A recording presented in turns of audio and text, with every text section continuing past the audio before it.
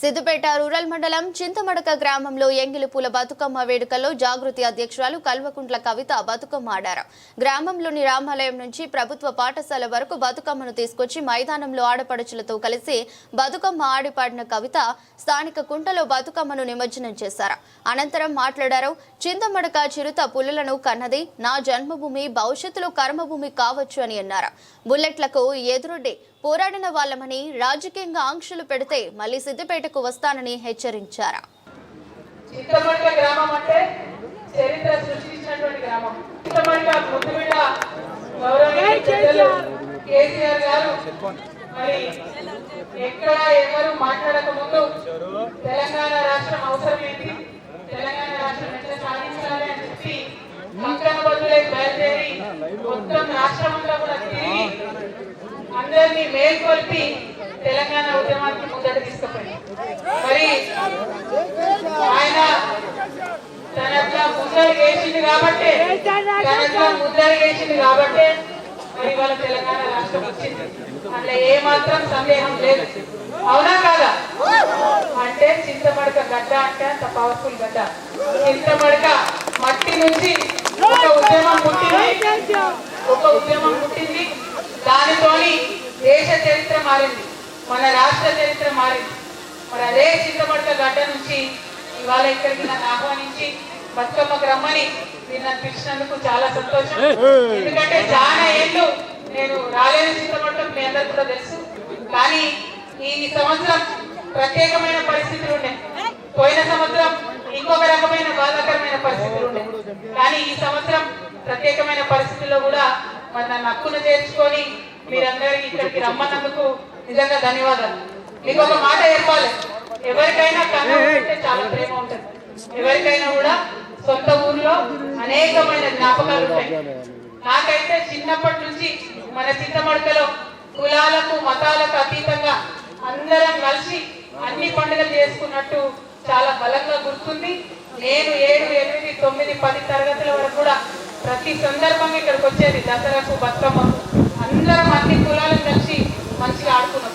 మీరు ఏదైతే మన చింతమడక ఏదైతే నాకు నేర్పించిందో అన్ని కులాలను కలుపుకోవాలి, అన్ని మతాలను కలుపుకోవాలని మన చింతమడక ఏదైతే నేర్పించిందో నేను దాన్నే ధైర్యంగా తీసుకొని మొత్తం తెలంగాణ అంతా తిరిగి ప్రతి పల్లెలో ఈ బతుకమ్మను తీసుకొని తిరిగిన.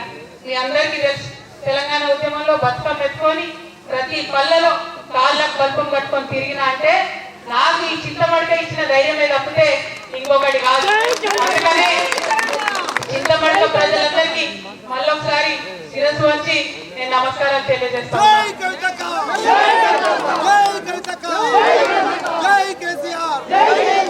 ఉద్యమం లేనప్పుడు కుటుంబంలో నేను చింతమడకకు వచ్చినా పోయిన జ్ఞాపకాలు చాలా ఉన్నాయి. ఉద్యమం ప్రారంభమైన తర్వాత 2004లో కేసీఆర్ గారు ఉద్యమ నాయకుడిగా మరి ఆయన రిజైన్ చేసి ఎంపీగా పోయినప్పుడు ఇక్కడ నుంచి రాజకీయంగా ఇంకొకరిని తీసుకొచ్చి ఇక్కడ పెట్టింది. మరి ఆనాటి నుంచి ఈనాటి వరకు మీ అందరికీ తెలిసిందే, సిద్దిపేట రావాలన్నా చింతమడక రావాలన్నా అదేదో ప్రైవేట్ ప్రాపర్టీ లాగా కేజీఎఫ్ లాగా ఎవరు రావాలన్నా కొంత ఆంక్షలు వచ్చిన విషయం మీ అందరికి కూడా తెలిసిందే. ఇయాలని కూడా ఆ ఆంక్షలు ఉన్న విషయం మీ అందరికీ తెలిసిందే. కాకపోతే ఈ చింతమడక గడ్డ చిరుత పులి అన్న గడ్డ, కేసీఆర్ ఇటువంటి గడ్డ మీద ఎవరి ఆంక్షలు కూడా నైజాంత అని ఇవాళ ఊరంతా కదిలి వచ్చి ఈ బతుకమ్మ పండుగ చేసుకోవడమే సాక్ష్యంగా నేను భావిస్తా ఉన్నాను. మరి ఇదే ఓరమని కొనసాగాలి.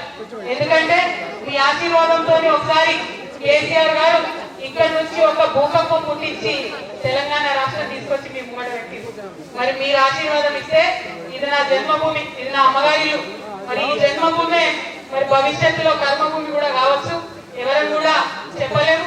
కాబట్టి మీ ఆశీర్వాదం ఉంటే ఏదైనా సాధ్యమవుతుందనే విషయాన్ని నేను ఈ సందర్భంగా మీకు తెలియజేస్తా ఉన్నాను.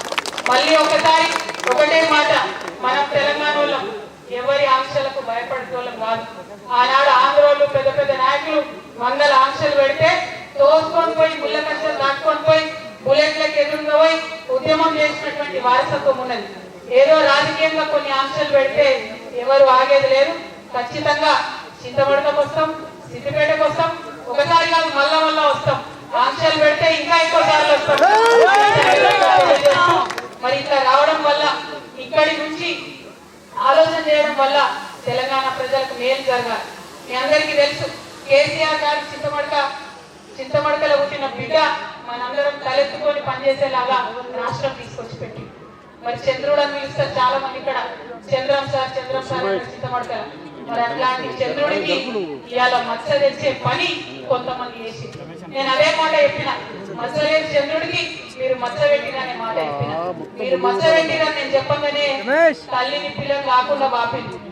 అట్లయినా కన్న ఊరు అమ్మగారి ఊరు మీరు నన్ను కడుపులో పెట్టుకొని రండి, మీరు తప్పకుండా ధైర్యం కోల్పోకండి, మా ఊరికి రండి, అమ్మగారి ఊరికి రండి అని మీరు పిలిచిండ్రు.